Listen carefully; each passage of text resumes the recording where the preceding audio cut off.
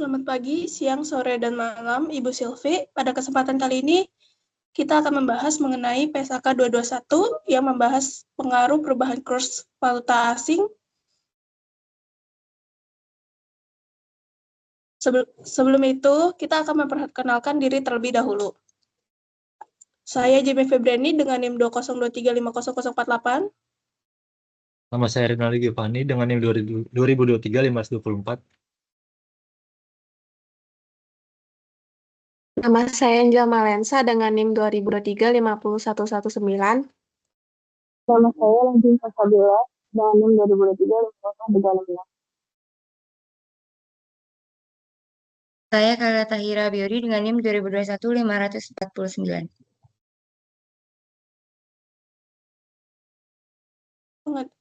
Pada PSAK 10 membahas mengenai pengaruh perubahan kurs valuta asing disahkan oleh Dewan Standar Akuntansi Keuangan pada tanggal 23 Maret 2010.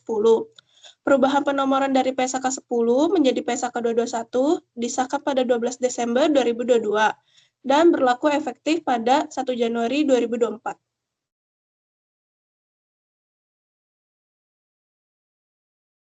Apa itu kurs valuta asing? Kurs valuta asing adalah nilai tukar mata uang suatu negara terhadap mata uang negara lain.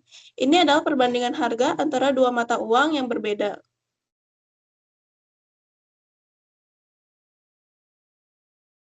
Perbedaan SAK 221 dengan IFRS.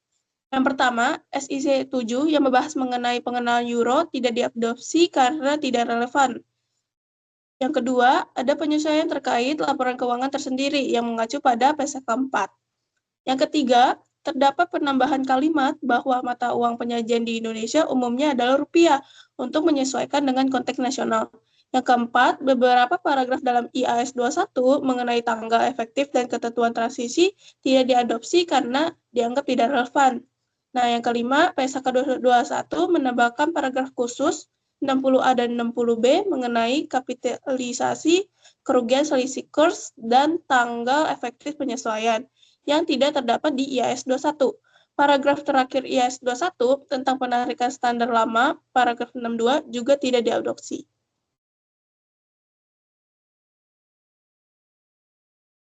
Pengaruh perubahan kurs valuta asing. Yang pertama, PSAK 221 yang membahas pengaruh perubahan kurs valuta asing mengatur tentang bagaimana perubahan nilai mata uang asing mempengaruhi laporan keuangan suatu perusahaan. PSAK ini terdiri dari 62 paragraf dan setiap paragraf memiliki kekuatan yang sama dalam mengatur. Yang kedua, paragraf yang dicetak tebal dan miring berisi prinsip-prinsip utama yang harus diperhatikan oleh pihak yang membuat laporan keuangan. Yang ketiga, PSAK 221 harus dibaca dengan mempertimbangkan tujuan dari pengaturan akuntansi tersebut dan kerangka konseptual pelaporan keuangan yang memberikan pedoman dasar tentang bagaimana laporan keuangan seharusnya disusun agar relevan dan dapat diandalkan. PSAK 25 memberikan pedoman tambahan tentang cara memilih dan menerapkan kebijakan akuntansi, terutama ketika tidak ada panduan yang jelas atau eksplisit dalam standar lainnya. PSAK 25 ini juga menjelaskan bagaimana menangani perubahan estimasi akuntansi dan kesalahan. PSAK 221 tidak wajib diterapkan pada hal-hal yang tidak material. Artinya, jika suatu unsur dalam laporan keuangan tidak mempengaruhi keputusan laporan keuangan, maka standar ini tidak perlu diterapkan pada unsur tersebut. Ini akan dibahas oleh teman saya. Di PSAK 221 ini terdapat tujuan. Yang pertama itu ada pengakuan transaksi dan kegiatan usaha. Entitas dapat melakukan aktivitas luar negeri melalui dua cara, yaitu dengan melakukan transaksi dalam valuta asing atau melakukan kegiatan usaha luar negeri. Selain itu, entitas juga dapat menyajikan laporan keuangannya dalam mata uang asing. Yang kedua, pelaporan kurs dan dampaknya. Permasalahan utama yang dapat dihadapi dalam laporan keuangan terkait aktivitas luar negeri mencakup penentuan kurs yang tepat untuk digunakan dalam pencatatan transaksi dan penjabaran laporan keuangan. Selanjutnya ada ruang lingkup di PSAK 221. Yang pertama itu akuntansi transaksi dan saldo dalam mata uang asing, kecuali transaksi dan saldo derivatif yang terdapat di PSAK 109 yaitu instrumen keuangan. Yang kedua, menjabarkan hasil dan posisi keuangan dari kegiatan usaha luar negeri yang disertakan dalam laporan keuangan entitas secara konsolidasi, proporsional, maupun metode aktivitas. Yang terakhir, menjabarkan hasil dan posisi keuangan suatu entitas ke dalam mata uang penyajian. Berikut ini terdapat istilah-istilah yang terdapat di PSAK 221. Yang pertama, kegiatan usaha luar negeri adalah aktivitas yang dijalankan oleh suatu entitas seperti anak perusahaan, entitas asosiasi, pengaturan bersama atau cabang di negara atau dengan mata uang yang berbeda dari negara atau mata uang entitas pelapornya. Yang kedua, mata uang penyajian adalah mata uang yang digunakan dalam penyajian laporan keuangan. Yang tiga, nilai wajar merupakan suatu estimasi objektif atas harga suatu aset atau liabilitas yang ditentukan berdasarkan kondisi pasar aktif, di mana transaksi dilakukan antara pihak-pihak independen yang memiliki pengetahuan membedai dan bertindak secara rasional tanpa adanya paksaan.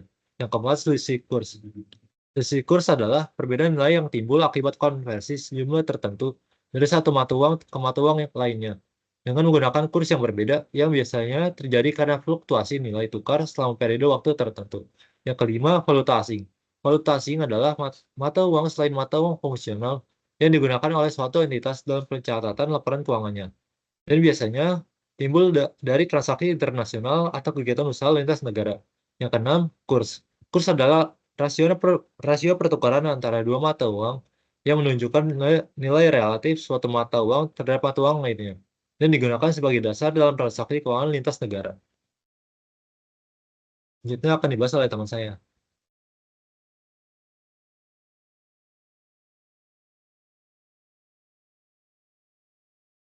Oke, yang selanjutnya itu ada mata uang fungsional.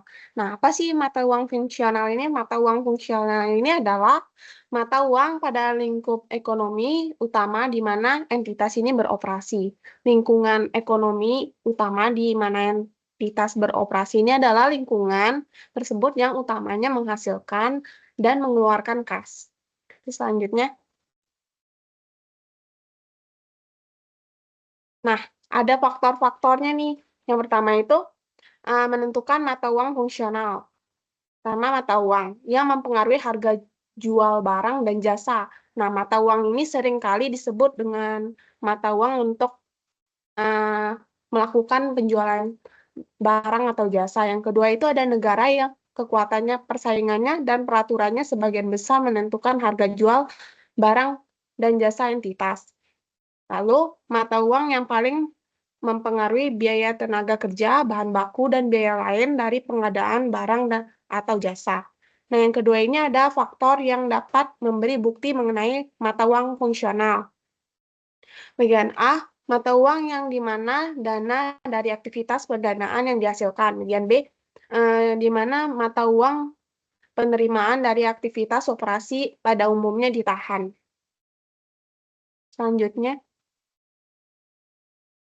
yang ketiga ini menentukan mata uang fungsional dari kegiatan usaha luar negeri, serta apakah sama dengan mata uang entitas pelapor. Nah, dalam konteks ini merupakan entitas yang memiliki kegiatan luar negeri sebagai entitas anak, cabang, entitas asosiasi, dan pengaturan bersama. Di mana yang bagian A, apakah aktivitas kegiatan usaha luar negeri dilakukan sebagai perpanjangan dari entitas pelapor, bukan dilaksanakan dengan tingkat otonomi signifikan. Yang kedua, apakah transaksi dengan entitas pelapor memiliki proporsi yang tinggi atau rendah dari kegiatan usaha luar negeri? Lalu, apakah arus kas dari kegiatan luar usaha secara langsung mempengaruhi arus kas entitas pelapor dan siap bersedia untuk dikirimkan ke entitas pelapor? Yang terakhir itu, apakah arus kas dalam aktivitas luar negeri usaha cukup untuk membayar kewajiban utang atau yang diperkirakan dapat terjadi tanpa adanya dana yang disediakan oleh entitas pelapor.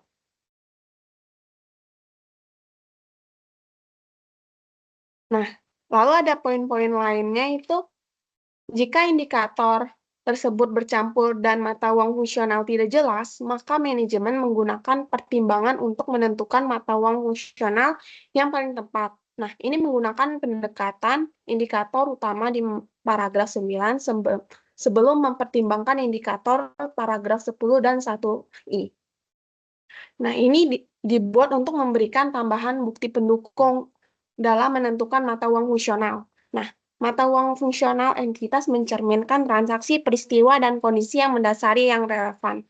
Di mana yang sejalan dengan hal tersebut, mata uang fungsional tidak berubah kecuali ada perubahan pada transaksi, peristiwa, dan kondisi yang mendasari tersebut. Nah, lalu jika mata uang fungsional adalah mata uang dari ekonomi hiperinflasi, maka laporan keuangan entitas disajikan kembali sesuai dengan PSAK 63 mengenai pelaporan keuangan dalam ekonomi hiperinflasi.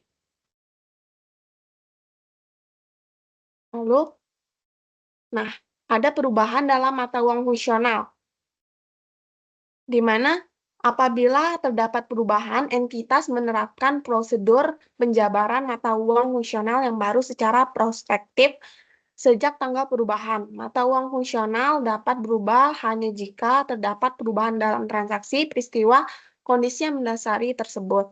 Nah, lalu entitas menjabarkan seluruh pos ke dalam mata uang fungsional yang baru menggunakan kurs pada tanggal perubahan.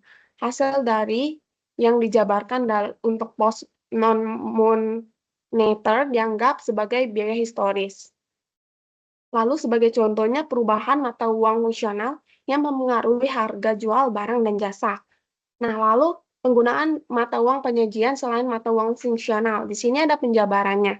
Yang pertama itu penjabaran dalam mata uang penyajian. Pada umumnya kan mata uang penyajian di Indonesia itu adalah rupiah.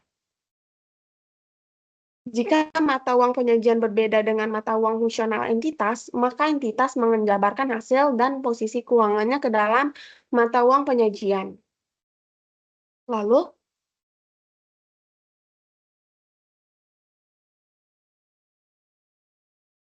nah, hasil dari dan posisi keuangan yang mata uang fungsionalnya bukan mata uang dari suatu ekonomi hiperinflasi, maka dijabarkan ke dalam mata uang penyajian yang berbeda. Dengan prosedur, pertama itu aset dan liabilitas untuk setiap laporan posisi keuangan yang disajikan, yaitu termasuk komparatif, dijabarkan menggunakan kurs penutup pada tanggal pelaporan posisi keuangan. Lalu, penghasilan dan beban untuk setiap periode. Laba rugi dan penghasilan komprehensif lain termasuk komparatif ini dijabarkan menggunakan kurs pada tanggal transaksi. Lalu seluruh selisih kurs yang dihasilkan diakui dalam penghasilan komprehensif lainnya. Nah, kurs ini mendekati kurs pada tanggal transaksi. Sering digunakan untuk menjabarkan pos-pos penghasilan dan beban. Jika kurs berfluktuasi secara signifikan, maka tidak tepat menggunakan kurs rata-rata dalam suatu periode. Nah, di sini ini terdapat mengacu pada paragraf 39 bagian C. Yang pertama ada penjabaran penghasilan dan beban, dua ada penjabaran saldo awal aset neto. Yang selanjutnya,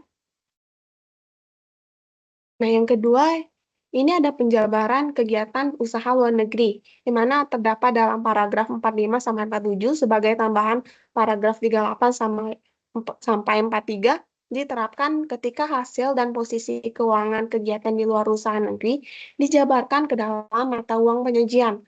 Lalu yang kedua, penggabungan hasil dan posisi keuangan di luar negeri mengikuti prosedur konsolidasi normal. Nah, lalu aset dan liabilitas moneter intrakelompok tidak dapat dihilangkan tanpa menunjukkan leher mata uang. Lalu pos moneter mencerminkan resiko keuntungan dan atau kerugian akibat pembekuan mata uang. Selisih kurs diakui ke dalam laba rugi dan pendapatan komprehensif diakumulasikan dalam entitas hingga pelepasan usaha luar negeri. Lalu jika pelaporan keuangan usaha luar negeri memiliki tanggal yang berbeda dari entitas pelapor, pelaporan tambahan disusun pada tanggal yang sama. Jika tidak, PSAK 65 ini memperbolehkan perbedaan tanggal hingga 3 bulan dengan menyesuaikan dampak transaksi. Lalu ada aset dan liabilitas luar usaha dijabarkan pada kurs akhir periode pelaporan. Lalu penyesuaian dilakukan untuk perubahan signifikan pada kurs hingga akhir periode. Lalu ada pendekatan serupa diterapkan dengan dalam metode ekuitas untuk entitas asosiasi dan ventura bersama PSAK 15. Lalu goodwill dari akuisisi usaha luar negeri dan penyesuaian nilai wajar aset dan liabilitas diperlakukan sebagai aset dan liabilitas usaha luar negeri. Yang terakhir itu aset dan liabilitas tersebut dinyatakan dalam mata uang fungsional usaha luar negeri dan dijabarkan menggunakan kurs penutup sesuai dengan paragraf 39 dan 42. Oke, selanjutnya akan dibahas oleh teman saya. Baik, selanjutnya tentang pelaporan transaksi valuta asing ke dalam mata uang fungsional. Jadi, transaksi valuta asing adalah transaksi yang didominasikan atau memerlukan penyelesaian dalam valuta asing, termasuk yang pertama itu jual beli barang atau jasa, yang kedua pinjam meminjam, yang ketiga perolehan atau pelepasan aset atau liabilitas. Awalnya valuta asing dicatat dalam mata uang fungsional memakai kurs spot saat tanggal transaksi. Tanggal transaksi adalah tanggal saat pertama kali transaksi diakui menurut SAK. Boleh memakai kurs rata-rata kecuali ada fluktuasi besar. Selanjutnya, pelaporan pada akhir periode pelaporan berikutnya. Pada saat akhir periode pelaporan, yaitu yang pertama pos moneter dijabarkan di kurs penutup, yang kedua itu non moneter atau biaya historis dijabarkan kurs pada saat transaksi, yang ketiga itu non moneter atau nilai wajar dijabarkan dalam kurs pada saat nilai wajar diukur. Jumlah tercatat suatu pos ditentukan sejalannya PSAK lain yang relevan. Jumlah tercatat beberapa pos ditentukan dengan membandingkan dua jumlah atau lebih dari pos tersebut. Jika aset non-moneter dan diukur dalam valuta asing, maka jumlah tercatat dengan membandingkan, misalnya dengan PSAK 14/48. Yang pertama itu ada biaya perolehan atau jumlah tercatat kurs saat jumlah penentuan. Yang kedua itu nilai realisasi neto atau jumlah terpulihkan kurs pada saat nilai penentuan. Lalu ketika ada beberapa kurs yang dipakai adalah kurs yang mencerminkan nilai arus kas masa depan dari transaksi atau saldo jika arus kas itu sudah terjadi pada tanggal pengukuran. Jika pertukaran antara dua mata uang tidak memungkinkan untuk sementara, maka digunakan kurs pertama berikutnya saat pertukaran bisa dilakukan.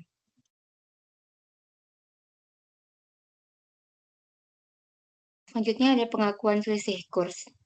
Seperti yang dijelaskan pada paragraf 3A dan 5 PSAK 71. Instrumen keuangan ditetapkan untuk akuntansi lindung nilai atau pos valuta asing. Jadi entitas yang menerapkan akuntansi lindung nilai untuk menghitung beberapa selisih kurs secara berbeda dari perlakuan selisih kurs yang disyaratkan dari pernyataan ini. Selisih kurs dari penyelesaian atau proses penjabaran pos moneter akibat perbedaan kurs pada pengakuan awal periode atau periode sebelumnya diakui dalam laba rugi saat terjadinya, kecuali jika diatur dalam di lain paragraf tertentu. Selanjutnya, jika pos moneter timbul dari transaksi valuta asing dan terdapat perubahan dalam kurs antara tanggal transaksi dan tanggal penyelesaian, maka mengakibatkan timbulnya selisih kurs. Jika terjadi transaksi valuta asing diselesaikan di periode yang sama, maka selisih kurs masuk ke periode itu. Jika diselesaikan di periode berikutnya, selisih kurs akan diakui sesuai perubahan kurs setiap periode sampai penyelesaian. Selanjutnya, jika keuntungan atau kerugian pos non-moneter diakui dalam penghasilan komprehensif lain, selisih kurs masuk ke dalam penghasilan komprehensif lain.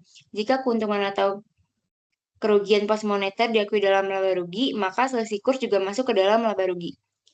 Lalu SAK lain juga mensyaratkan keuntungan atau kerugian yang diakui dalam penghasilan komprehensif lain. Contoh lainnya itu seperti saat tetap yang direvaluasi dalam valuta asing, maka selisih kurs dari revaluasi itu diakui dalam penghasilan komprehensif lain sesuai dengan PSAK 1. Selanjutnya ada selisih kurs dan perubahan dalam mata uang fungsional. Jadi selisih kurs itu timbul dari transaksi dalam mata uang asing atau penjabaran laporan keuangan entitas pelapor yang mana mata uang fungsionalnya itu berbeda. Jadi selisih kurs itu diakui dalam laporan laba rugi pada saat pengakuan awal atau pada saat penyelesaian pos moneter. Pos moneter yang membentuk investasi neto pada entitas luar negeri juga dilaporkan dalam penghasilan komprehensif lain dan direklasifikasi ke laba rugi pada saat pelepasan investasi neto tersebut.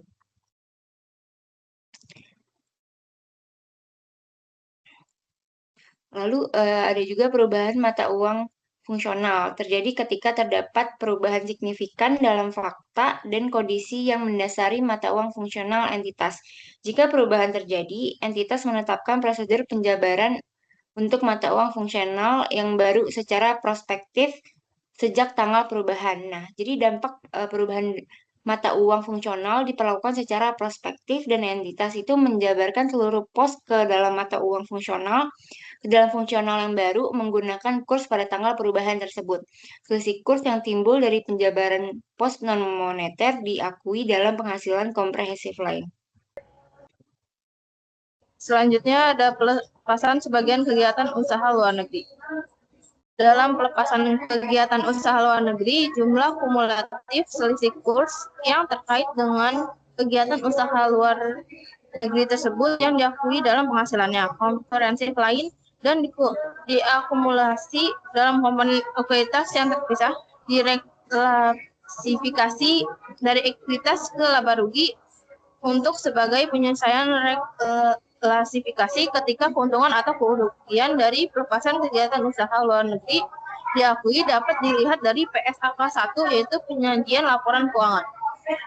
Next.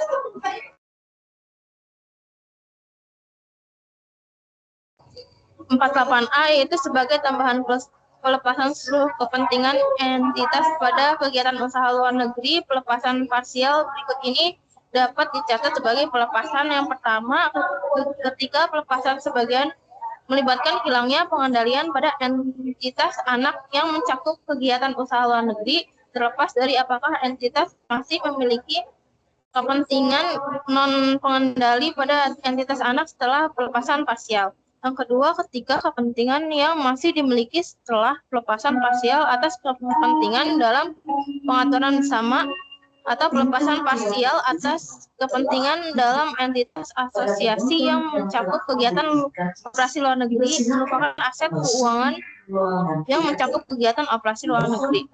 48B yaitu pada pelepasan entitas anak yang mencakup kegiatan usaha luar negeri yaitu jumlah kumulatif selisih kurs yang terkait dengan kegiatan usaha luar negeri yang telah diatribusikan pada kepentingan non-pengendali dihentikan pengakuannya, tapi tidak direklasifikasi ke laba rugi.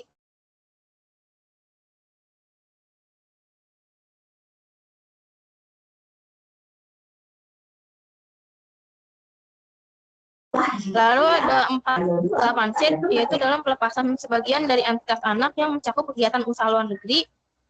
Entitas ini meretribusi bagian yang sebanding dari jumlah kumulatif selisih kurs yang diakui dalam penghasilan komprehensif lain ke kepentingan non-pengendali pada kegiatan usaha luar negeri tersebut. Dalam pelepasan yang lain atas sebagian kegiatan usaha luar negeri, entitas ini mereklasifikasi hanya sebagian proporsional dari jumlah kumulatif selisih kurs yang diakui dalam penghasilan komprehensif lain ke laba rugi. 48D, penghasilan sebagian kepentingan entitas pada kegiatan usaha luar negeri adalah setiap pengurangan kepentingan kepemilikan entitas dalam kegiatan usaha luar negeri, kecuali pengurangan di paragraf 48A yang diperlakukan sebagai pelepasan. 49 entitas dapat melepas seluruh atau sebagian kepentingannya pada kegiatan usaha luar negeri melalui penjualan, likuidasi, pembayaran kembali modal saham, atau meninggalkan seluruh atau sebagian dari entitas tersebut. Pengurangan jumlah tercatat kegiatan usaha luar negeri disebabkan kerugian usahanya sendiri atau penurunan nilai yang diakui oleh investor. Lalu ada tanggal efektif dan ketentuan transisi. Yang pertama, 58 entitas menerapkan pernyataan ini untuk periode tahun buku yang dimulai pada saat pada atau setelah tanggal 1 Januari 2012.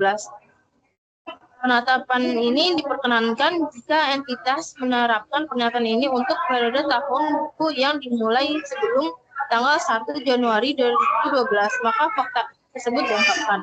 Lalu ada kecilan untuk akuisisi kegiatan usaha luar negeri yang dapat diberlakukan secara prospektif tetapi tidak sebelum tanggal pernyataan ini pertama kali diterapkan. Diperlakukan secara prospektif tetapi terjadi sebelum tanggal pernyataan ini pertama kali diterapkan. Entitas ini tidak menyajikan kembali tahun sebelumnya. Sejalan dengan hal tersebut, entitas jika melakukan goodwill dan penyesuaian atas nilai wajar yang timbul pada akuisisi sebagai aset dan liabilitas bukan sebagai aset kegiatan usaha luar negeri, sehingga goodwill dan penyesuaian nilai wajar tersebut sudah dinyatakan dalam mata uang fungsional atau merupakan cost non-matter dalam valuta asing entitas yang dilaporkan menggunakan kurs pada tanggal akuisisi.